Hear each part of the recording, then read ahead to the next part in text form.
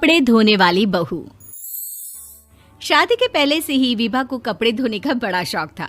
कभी नल के नीचे तो कभी तालाब के पास। अरे मेरी नीली वाली लुंगी नहीं दिख रही है। विभा की अम्मा, कहाँ रखी है लुंगी? अरे वो तो विभा ने परसों ही धोकर रखी थी आपकी अलमारी में, देखो वहीं होगी। वो ना मैंने आज धो दी, मुझे लगा कि गंदी हो गई होगी।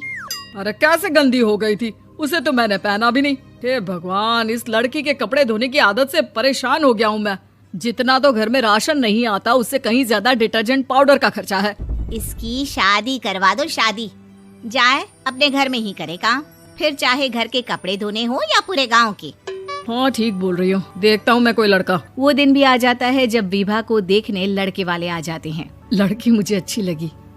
होने वाली सास कहती है, बेटी अगर कुछ पूछना है तो पूछ लो। वैसे तो हमारी लड़की बहुत ही शर्मीली है, जो बोल दो वो मान लेती है, इसे क्या पूछना होगा। अरे कैसी बात कर रही हो माँ, मुझे इन लोगों के घर रहना है, सवाल तो कई है। हाँ हाँ बेटा, पूछ लो ना, क्या पूछना है। आप लोगों के घर कपड़े कौन धोता है? सास का मुंह बन जाता है। देखो, अगर तुम ये कहना चाहती हो कि तुम्हें कपड़े धोने नहीं आते तो सुन लो, कपड़े मैं ही धोती हूँ, लेकिन तुम्हारे आ जाने के बाद मैं रुमाल तक नहीं धोऊंगी। अरे चुप रहना भाग्यवान, बहू बेचारी घर आई नहीं, उसे डराना शुरू कर दिया। वो क्या है ना बिटिया, अभी तक तो ये कल्लू की माँ ही धोती थी, लेकिन अब तुम्हारे पापा तो दहेज में वॉशिंग मशीन देंगे ही। तभी विभा की माँ बोल पड़ती है, सवाल भी पूछा तो क्या। वैसे भाई साहब, मशीन की तो फिर भी कपड़े धोने की कैपेसिटी होती है। मतलब जो बिटिया दे रहे हैं ना विभा, इसे कपड़े धोने का बहुत शौक है। ये आप लोगों के क्या, आस पड़ोस गांव मोहल्ले सबके कपड़े धो दे और उफ तक ना करे। बाहर देखा नहीं आपने कितने कपड़े सूख रहे हैं? सब हमारी बिटिया ने ही तो धोए हैं। बस भी करो ना माँ, शर्म आ रही इतनी तारीफ सुनकर। और तो और एक दाग निकाल कर दिखाओ तो मान जाओ। हाँ अच्छा, माफ करना बेटा, मैंने गलत समझा। हमें तो रिश्ता बहुत पसंद है। और ऐसे जुड़ जाता है रिश्ता कपड़े धोने का शौक रखने वाली विभा का। उसकी शादी हो जाती है कोयला फैक्ट्री में काम करने वाले कल्लू के साथ। शादी के बाद अचानक विभा चिल्लाती हुई सास के पास आती है। सासू माँ, अरे सासू माँ कहाँ है आप? ये तो धोखा है, धोखा दिया आप लोगों ने मुझे। इसे ससुर के चक्कर के बारे में पता चल गया। अरे तो उसमें तुझे क्यों धोखा मिला है? अरे नल में पानी नहीं आता, कपड़े कैसे कब धुलेंगे? अच्छा, तू पानी नहीं आ रहा उसकी बात कर रही है। तो आपने क्या सोचा? कुछ नहीं। अच्छा, तेरी माँ ने कहा था कि कपड़े धोने का शौक है तुझे, याद आया मुझे। शौक बोलकर कपड़े धोने वाले मेरे जुनून को कम ना आके सासू माँ, कपड़ा धोना मेरा गुरूर है।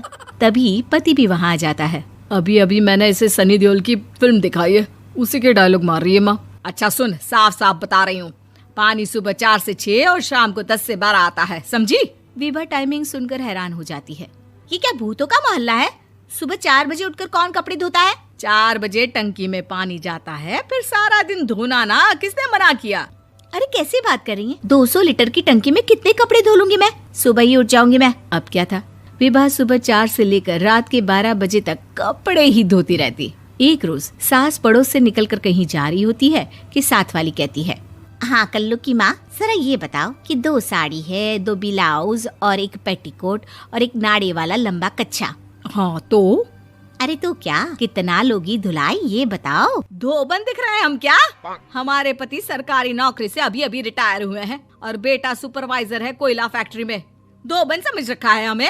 हाय रे कल्लू की अम्मा, माफ कर दो, वो तो मोहल्ले में यही सब बता रहे थे कि तुमने बहू को कपड़ा धुलवाने के काम में लगा दिया है। सास को पड़ोसन की बात सुनकर गुस्सा आ जाता है। वो घर पहुंचती है जहां घर के बाहर ही इतने सारे कपड़े सूख रहे होते हैं जितने कि किसी धोबन के घर पर। अरे ओ कल्लू की दुल्हन, बाहर निकल। माँ जी यहीं आ जाओ, बाथरूम में चादर धो रहे हैं हम। अरे अभी हम धोते हैं, तुमको बाहर निकलो। ये आस पड़ोस वाले बोल रहे हैं कि हम बहू से कपड़े धुलवा कर उसे कपड़ा धोने वाली बना दिए हैं। अरे छोड़ो ना माँ जी, किन लोगों की बातों में आती हो? आस पास के लोगों का तो काम ही होता है कि वो किसी तरह सास बहू को लड़ा दे। बहू सारे घर के कपड़े धोती है, ये क्या कम है? बोलिए। सास को भी लग जाता है कि वो बहू का ये सनकीपन नहीं छुड़वा सकती, इससे अच्छा है कि खुद ही चुप हो जाए।